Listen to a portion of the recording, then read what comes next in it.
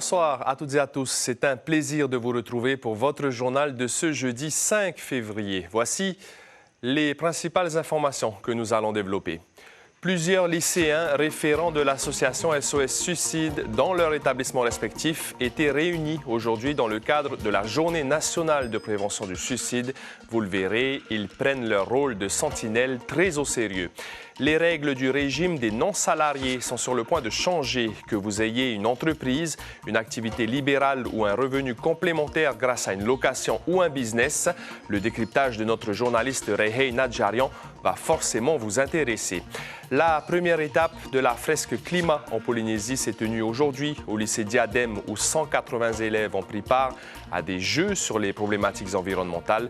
Ils ont pu être sensibilisés de façon ludique. On en saura un peu plus sur la méthode et les ambitions du projet Fresque Climat avec la référente en Polynésie, Karine Leflanchec. Dans notre page des élections municipales, on va parler des problèmes de distribution d'eau à Papara qui ne datent pas d'hier. À chaque scrutin, des promesses sont faites, mais ça ne coule toujours pas plus fort dans les robinets. Merci d'être avec nous. À l'occasion de la Journée nationale de prévention du suicide aujourd'hui, plusieurs centaines de lycéens de Tahiti ont été sensibilisés aux problématiques de santé mentale. Car c'est l'objectif du Mahana Day qui a permis à nos jeunes de débattre avec un psychiatre, de donner leur avis et d'assister à des conférences. Un court-métrage poignant intitulé « Dis-le » a fait réagir le public. C'est ce qu'ont constaté Hayar Itahiata et Mirko Vanfo. Est-ce que tu sais que depuis que je suis toute petite, Du balai, tout de suite. Allez, Oust! Le silence est total dans la salle. Les scènes, inspirées de faits réels, dévoilent une réalité cruelle vécue par certains jeunes. Violence, drogue, inceste, un enfer souvent invisible qui conduit parfois au suicide. Ici, l'histoire se finit bien, car c'est aussi le but de ce court-métrage, libérer la parole et sauver des vies. Il fallait faire les choses crûment pour qu'on puisse faire passer un message clair et surtout net en fait, tout simplement pour que les gens puissent se dire bah ouais en fait c'est ça la réalité et c'est pas forcément évident de se mettre face à des actes aussi cruels parfois. Le but c'était pas de romantiser un peu la réalité, là on voulait vraiment traiter de tous les sujets autour du suicide et que ça choque pour que les gens prennent conscience que c'est pas une fantaisie, c'est pas que dans les films, ça arrive tous les jours. C'est la première fois que le Mahana Day est organisé en Polynésie et réunit les différents acteurs de la lutte contre le suicide. Gouvernement, associations, mais aussi une soixantaine de jeunes lycéens. Pour la plupart des délégués, ils seront les relais au sein de leurs établissements. C'est des images qui sont assez difficiles à gérer, mais on voit ça que dans les familles, ils ont besoin de ça et qu'il faut trouver un moyen de régler ce problème dans les familles. Ça fait plaisir de voir autant de gens mobilisés pour cette cause qui est si importante, qui fait beaucoup de dégâts. Le Mahana Day, un nouveau concept initié par la députée Nicole Sonker et inspiré d'une expérience australienne. Are you okay today? Traduisez, comment vas-tu aujourd'hui?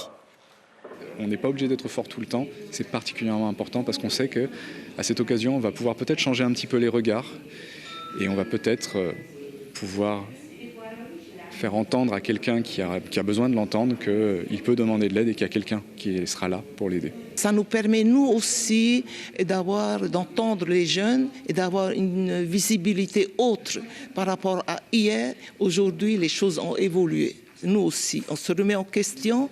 Peut-être qu'il faut développer des réseaux. Des réseaux plus grands, jusque dans les îles. En 2025, l'association SOS Suicide a recensé près de 1500 appels et plus de 400 d'entre eux concernaient des jeunes de moins de 25 ans. C'est à lire sur notre site Internet. Les paiements en espèces sont désormais interdits pour les locations de voitures. Ce secteur a été ciblé en particulier parce qu'il est potentiellement une source de blanchiment d'argent. Justice Pascal Haïti Floss était de nouveau devant le tribunal cet après-midi pour l'affaire de la tentative d'inscription indue sur une liste électorale à Papeete. Un premier jugement avait été cassé par la Cour de cassation. Le dossier était donc rejugé par la Cour d'appel, mais uniquement sur le volet des peines prononcées. Aujourd'hui, l'avocat général a requis 10 ans d'inéligibilité et 9 mois d'emprisonnement avec sursis. L'arrêt de la Cour d'appel sera rendu le 19 février. Cette réforme concerne beaucoup d'entre vous qui cotisez à la CPS à travers un régime bien particulier, celui du RNS, le régime des non-salariés. Que vous ayez une entreprise, une activité libérale ou un revenu complémentaire, les règles vont changer dans une semaine sur plusieurs points. Notre journaliste Rehei Nadjarian va nous expliquer tout ça, vous proposer un comparatif notamment. Bonsoir Rehei. Bonsoir Marouki. Alors déjà, qui est impacté par cette réforme du RNS ? Alors pour répondre à cette question, nous allons nous pencher sur les grands changements appliqués. Avant la réforme, les salariés avec une activité secondaire ou encore les retraités avec un petit business ne cotisaient pas au RNS. Ils étaient affiliés au régime des salariés, le RGS. Suite à cette réforme, ces mêmes personnes vont désormais cotiser au RNS malgré leur statut de salarié. On peut donc dire qu'ils seront affiliés à deux régimes différents, le RGS et le RNS. Donc, Rehei, tous les secteurs d'activité annexes sont touchés par cette réforme. Cette réforme prévoit une dérogation pour deux cas en particulier. Les revenus immobiliers tels que la location Airbnb ou encore les revenus issus de location de matériel ou de véhicules. Pour les revenus immobiliers, si les recettes dépassent 3,6 millions de francs par an, alors l'individu en question est affilié au RNS. Si les recettes sont inférieures à ce chiffre, alors il n'est pas affilié. Même cas de figure pour les recettes issues de la location de matériel ou de véhicules, avec un seuil fixé à 1,2 million de francs par an. Alors, combien de personnes sont concernées du coup, Rehei ? Selon la CPS, 23 000 nouveaux cotisants sont susceptibles d'être affiliés à ce régime, ce qui porte le nombre de cotisants potentiels à près de 40 000. Donc, c'est 40 000 cotisants qui vont donc cotiser au RNS. Derrière cette réforme, l'objectif affiché est clair, élargir le nombre de cotisants afin de rééquilibrer le financement de la protection sociale. Et le pays parle de cotisation plus juste. Merci encore, Rehei Nadjarian. Et puis, on parle environnement désormais. Créer une fresque du climat avec 180 élèves. C'est le défi relevé ce matin au lycée Diadème. On va découvrir ensemble les ateliers autour de ce jeu qui mêle approche scientifique, travail collaboratif et pédagogie ludique. L'objectif, décrypter les causes du changement climatique. Les détails sur ce projet avec Mélissa Chang et Patrick Tsintsing. Ça va ensemble, toutes les conséquences sur l'humanité. Accroissement des inégalités, déplacement de population, santé humaine, conflits armés, famine. Sécheresse, guerre ou encore montée des eaux, on pourrait croire que ces thèmes n'ont aucun lien et pourtant la planète en souffre. J'ai appris beaucoup de choses dessus, ce qui se passe dans le monde par rapport au climat et ses conséquences. Et tout, j'avais quelques idées et tout, mais là, j'ai appris beaucoup plus de choses. Ce n'est un secret pour personne, l'activité humaine exerce un impact majeur sur l'environnement. En participant à cet atelier, Brandon prend conscience de ce qui se joue au niveau mondial. Il faut arrêter de polluer, ou peut-être même trouver des solutions qui pourront faire que les industries peuvent changer leur façon de faire marcher leur commerce. La fresque du climat est un jeu mis au point en 2015. Le but, identifier les liens de causalité entre les 42 cartes consacrées aux enjeux climatiques. Depuis toute petite, en fait, depuis que je suis à l'école primaire, on nous a donné des actions assez simples à faire, comme essayer de ne pas gaspiller l'eau, éteindre les lumières le plus possible, tout ce qui va être l'arrosage des plantes, de ne pas jouer avec l'eau, vraiment d'essayer de garder le plus possible et d'économiser. Le climat, c'est tout ce qui nous entoure. C'est la biodiversité, c'est la vie qu'on essaie de protéger ici, c'est pour nous. 14 fresqueurs bénévoles issus de différentes entreprises du Fénois ont encadré cette matinée. On voit qu'il y en a qui sont impliqués, qui comprennent, etc. Et la phase des émotions, là, on voit, ils ressentent, on voit qu'ils ont compris la problématique, donc c'est l'objectif, quoi. Ça vient compléter les cours que je fais en Réautriti parce que nous avons un thème spécial en Réautriti sur le climat, sur l'environnement.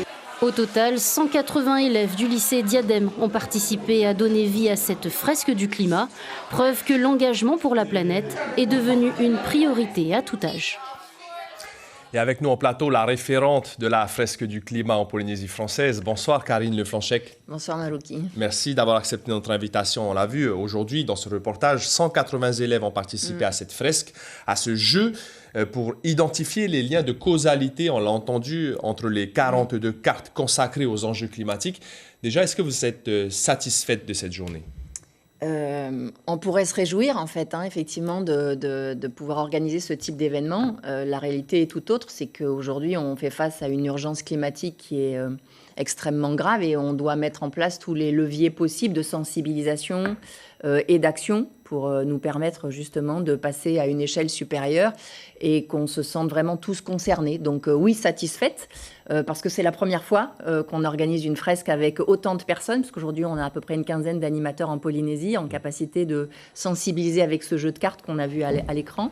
Donc c'est une première satisfaction. Ouais. Il fonctionne comment d'ailleurs ce jeu de cartes? Il sert à identifier et à établir les liens de causalité. Est-ce qu'on a un exemple concret de ce qu'ont fait les élèves par exemple? Alors en fait, je te remercie de poser la question, c'est-à-dire que l'atelier est organisé en 2 temps. Il y a un premier temps vraiment qui consiste à identifier et comprendre quels sont les liens de cause à effet du changement climatique.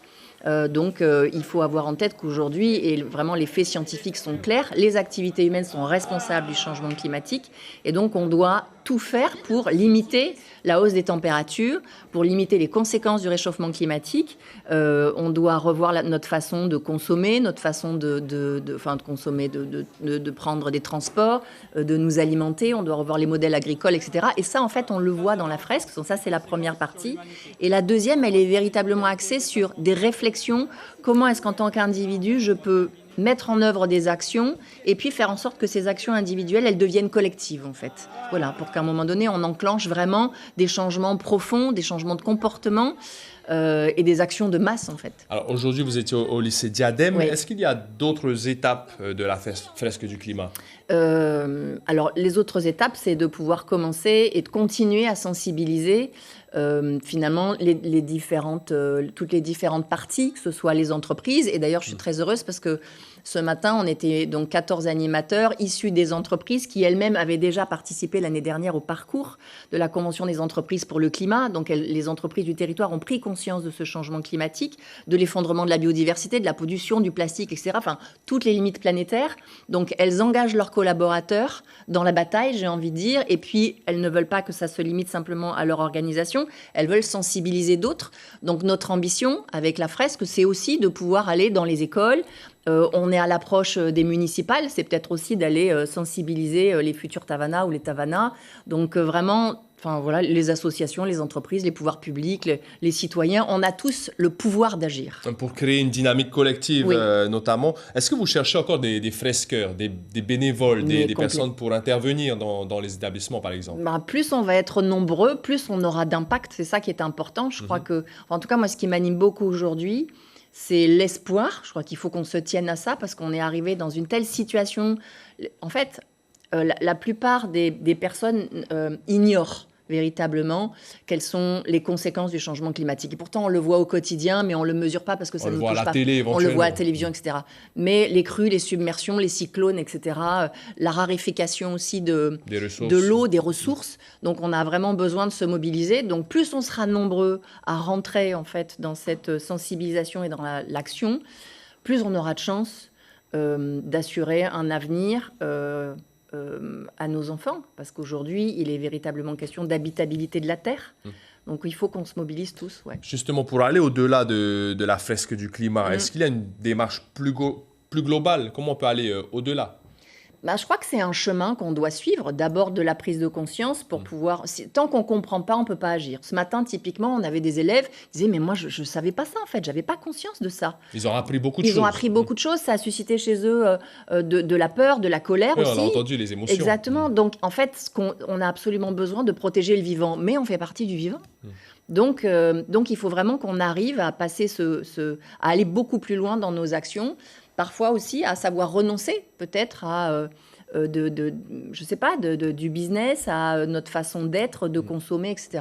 Donc effectivement, soyons le plus acteurs possible, j'ai envie de dire. En tout cas, chacun de ces 180 élèves certainement deviendra un citoyen écolo. On l'espère. Et sera sensible aux problématiques de défense de l'environnement demain. Merci encore, Karine Lefranchec. Je rappelle que vous êtes référente de la fresque du climat en Polynésie française. Merci à vous. On parle politique désormais avec notre quotidienne consacrée aux élections municipales.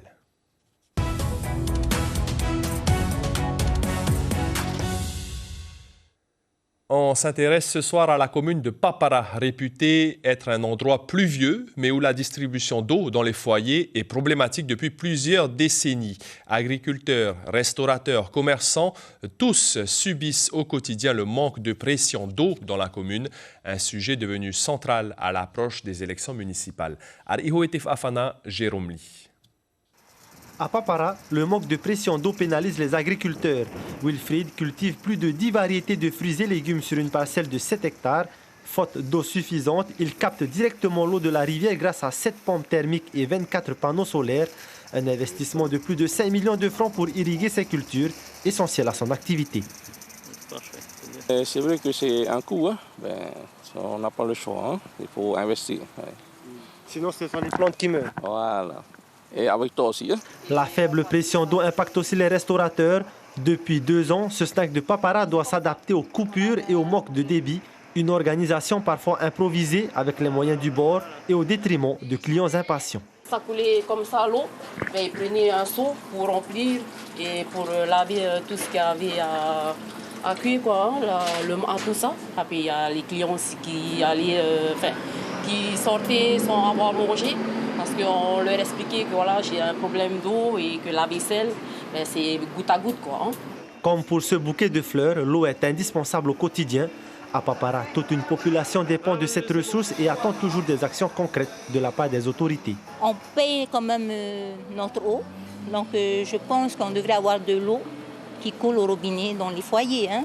Et puis bon, il n'y a pas tout le monde qui peut investir dans une citerne d'eau parce que c'est quand même un coût. Hein. Parce qu'il faut acheter la citerne d'eau, il faut acheter le compresseur, hein, le suppresseur. Donc non, je ne comprends pas pourquoi aussi. Parce qu'ici, on est rempli de cascades, il y a plein de cascades, il y a plein de rivières. Donc je ne comprends pas, ça fait longtemps que c'est comme ça. À l'approche des municipales des 15 et 22 mars, la distribution d'eau s'impose comme l'une des priorités pour les habitants de Papara. Et à Papara, un peu plus de 9000 électeurs sont inscrits et nombreux sont ceux qui attendent des réponses concrètes des futurs élus. Un mot sur la commune de Faa. Moihara Tupana a annoncé la candidature de sa liste, Amui Tatou No Faa, une liste que l'ancienne représentante à l'Assemblée du groupe Tapura et actuelle conseillère municipale va mener avec un groupe qui estime que la gestion actuelle de la mairie est attentiste. Ses priorités, la lutte contre l'insécurité et l'ICE, s'attaquer à la problématique des déchets et faire reculer la détresse sociale dans les quartiers défavorisés. Moihara Tupana, largement soutenu par le clan autonomiste, veut s'appuyer sur une enveloppe de plusieurs milliards. Elle est au micro de Teiva Ribé. Nous avons liquidé uniquement 17% du crédit d'investissement qui s'élève à 7 milliards cette année notamment, en tout cas en 2025. Et ce que nous voudrons, ce n'est pas faire des projets pharaoniques. Par exemple, dans notre programme, il est question de proposer le plan Fa'ahotu Yafa'a avec la plantation de 3000 arbres pour déjà rendre Fa'a plus verte, on va dire, mais aussi rénover nos infrastructures sportives, créer de petits mini-plateaux sportifs, notamment dans les quartiers, créer un refuge digne de ce nom, avec toutes les conformités, bien sûr, qui nous sont imposées. Donc, vous voyez, 7 milliards de francs de crédit d'investissement, je pense qu'on peut faire quand même quelque chose avec. Et pour les élections municipales, 214 808 électeurs sont pour l'instant recensés sur l'ensemble de la Polynésie française.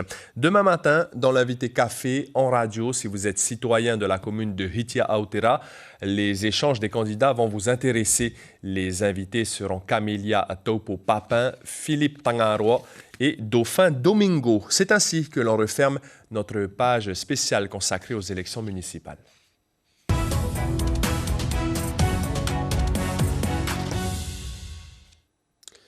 Du sport, avant de se quitter, la qualification de notre champion olympique de surf Kaoli Vast sur le WCT va encore devoir attendre.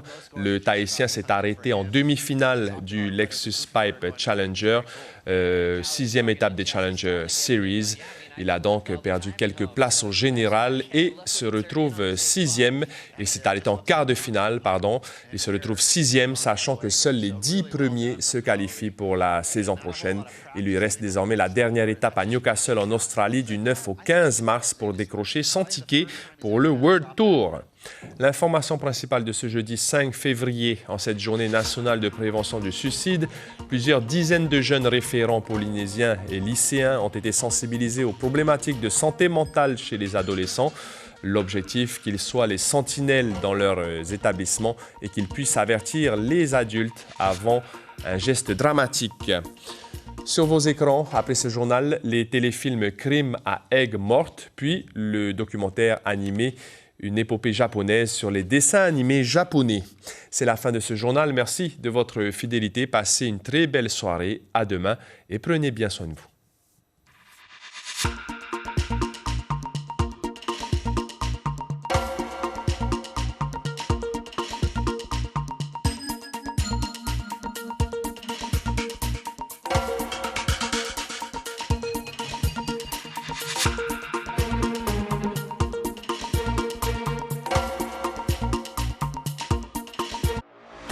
Retrouvez toute l'info sur WhatsApp en scannant notre QR code.